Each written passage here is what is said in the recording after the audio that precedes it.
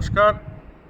আমার প্রিয় রায়গঞ্জ লোকসভার ইসলামপুরবাসীবৃন্দ, আপনারা জেনে অত্যন্ত আনন্দিত হবেন। আপনাদের দীর্ঘদিনের চাহিদা ছিল যে আমাদের আলুয়াবাড়ি রেল স্টেশনের ধারে একটা বাইপাস, যেটা আমাদের শান্তিনগর এরিয়ার, আপনারা শুনে খুব আনন্দিত হবেন। আমি অনেকবার আমাদের ভারতবর্ষের রেলমন্ত্রী সম্মানীয় শ্রী অশ্বিনী বৈষ্ণবজির কাছে আমি বারে বারে গিয়ে দরবার করেছিলাম এবং উনি আমার ডাকে সাড়া দিয়ে আপনাদের যে একটা দীর্ঘদিনের একটা আন্ডারপাসের দরকার ছিল, সেটার অনুমোদন অলরেডি হয়ে গেছে।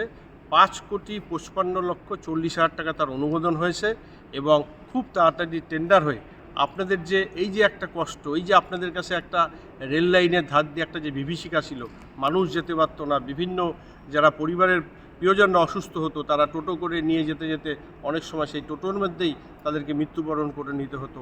আগামী দিনে আমার প্রিয় ইসলামপুরবাসী হয়তো সেই অভিশাপ থেকে মুক্তি পাবে এবং খুব তাড়াতাড়ি যাতে কাজটা শুরু হয় তার জন্য আমি আপ্রাণ চেষ্টা করব।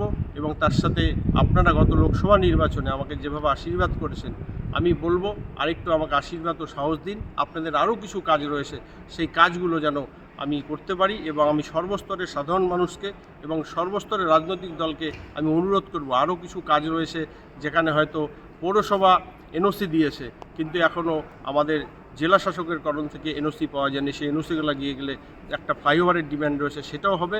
এবং আগামী দিনে আমার লক্ষ্য থাকবে যাতে আমরা আলুয়াবাড়ি স্টেশন থেকে কলকাতায় ডাইরেক্ট ট্রেনে চলে যেতে পারি, সেই চেষ্টা থাকবে। নমস্কার সবাইকে।